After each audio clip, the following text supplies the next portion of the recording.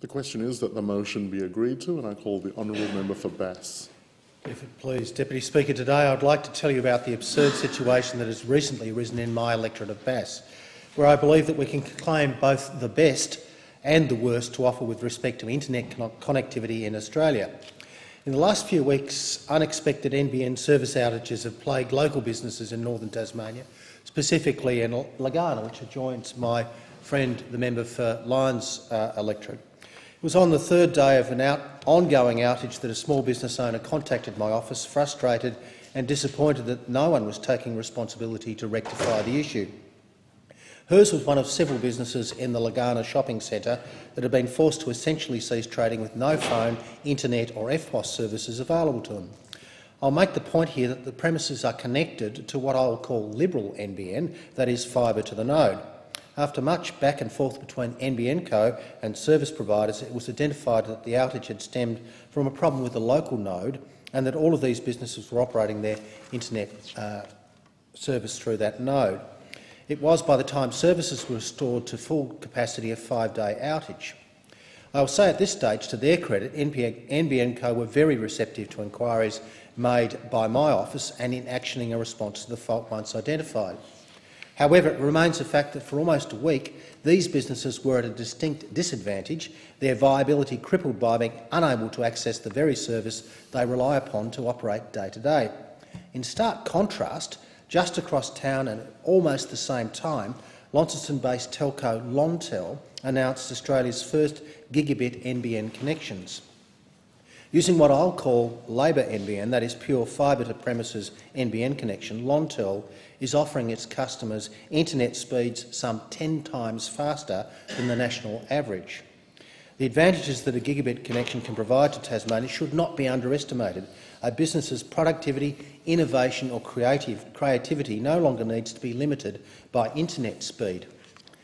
The competitive advantage will no doubt, in my view, attract investment to our state, and I hope to see interested businesses and new industries making the move to Tasmania and to my electorate in particular. We need to prepare now to ensure that we have the skilled population ready to fill the jobs that will emerge as a result of this opportunity. Investing in the education of our children now is an investment in our economic future. As I've mentioned on several previous occasions in this place, Deputy Speaker, I'm a firm believer in the transformative power of education. Education is the key to transforming Tasmania's economy from its current position of underperforming the average of the other state economies on a per capita basis by about 27% by equipping a future workforce for the specialised jobs of the future. Education is also the key to transforming the poor health outcomes, in particular in northern Tasmania, through a range of related mechanisms like income and access to health care and greater participation in employment. Indeed, of the non-medical determinants of health, there are many individual factors that governments have little control over, such as diet, exercise and consumption of alcohol and tobacco. However, education, as one of these determining factors, is an area where government has the power to implement policies and programs that can lead directly to improved health and community outcomes.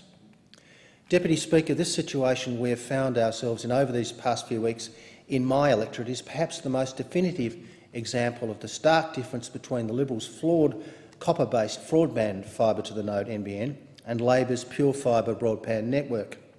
The Liberals' second-rate NBN leaves Tasmanians with no connection at all.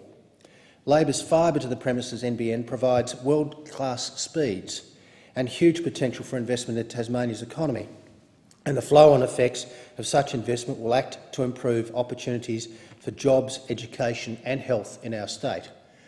I note with significant interest the fact that one of the first businesses that were able to use a gigabit internet connection was a local architectural firm called Artaz Architects. It has its head office in Launceston in Tasmania, but has branch offices in Sydney, Melbourne and Brisbane. Everybody knows that architectural files and engineering CAD files are very large files, and it's important for a decentralised workforce taking advantage of the nature of the internet these days is able to transfer those files remotely between offices. In my view, Tasmania is extremely fortunate to be at the cutting edge of internet connectivity, having these gigabit internet connections.